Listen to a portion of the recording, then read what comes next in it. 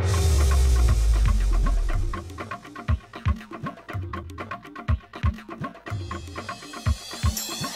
right, let's bring in Fox News contributor Leslie Marshall and former Deputy Assistant Attorney General John Yoo. Good to see you both tonight. Hey, Shannon. Hi, Shannon. I want to play President Biden when he was a candidate back in 2019 versus what he's saying today. We'll talk about the messages. John, even those within the Biden administration admit they've got a messaging problem because, we have reporters and folks down there talking to people at the border who say, we believe he's going to help us, and that's why we're coming. That's the message we're getting. It's not just a messaging problem. President Biden's creating incentives, new incentives than the ones that existed under the Trump administration. We shouldn't assume that immigrants are irrational. They are rational actors. They are coming because they are getting new information that immigration policies in the United States are changing. Whether you agree with them or not, Trump's immigration policies made it harder for people to cross the southern border.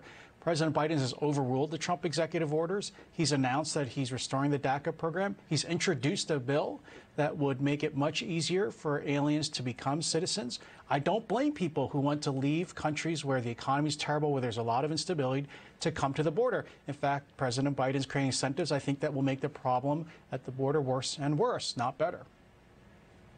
It's not just conservatives or Republicans who are saying that. Leslie, we have a number of Democratic lawmakers there along the border and in Texas, members of Congress who are saying, you're making it harder for us, Mr. President. Here is Congressman Henry Cuellar today.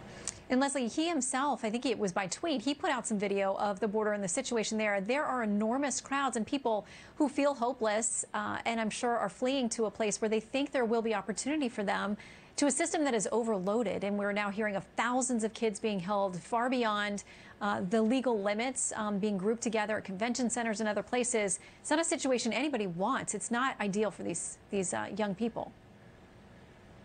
No, it's not an ideal situation, but here is what an ideal situation looks like. Democrats and Republicans in the House, Democrats and Republicans in the Senate can pass bipartisan, a multifaceted immigration reform yesterday, and they don't do it. They want to take pictures. They want to visit the border, and I think it's good to be informed. But the reality is that the COVID-19 pandemic reduced beds for children specifically from 13,000 to 8,000. The reality is the COVID-19 pandemic increased violence in these countries, reduced financial and economic and work opportunities for these individuals. And we also have to remember that a lot of people don't understand you can apply for refugee status from your home country, but not asylum. So you have to come and be at the U.S. border to apply for asylum, which is why you hear the president say we're working on the ability to be able to apply for asylum from your home country. And President Biden can't do it alone. No president can do it alone. They need Congress to help them.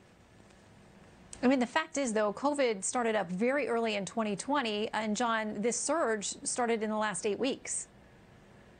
Yes, the numbers are incredible. The increase in encounters at the border is just, in the last month, is up over a third. They're up over about 175% in the last year. So I don't think it's just COVID. In fact, COVID should be slowing it down, not increasing it. And so the question is going to be, President Biden is now in charge. He can't blame things on President Trump. And one of the jobs of the president is to protect the sovereignty of the country, which involves setting security at the border and making sure that the laws are enforced with regard to immigration. Agree with them or disagree? I agree with Leslie. It's up to Congress to set those numbers, but the president's job is to enforce them.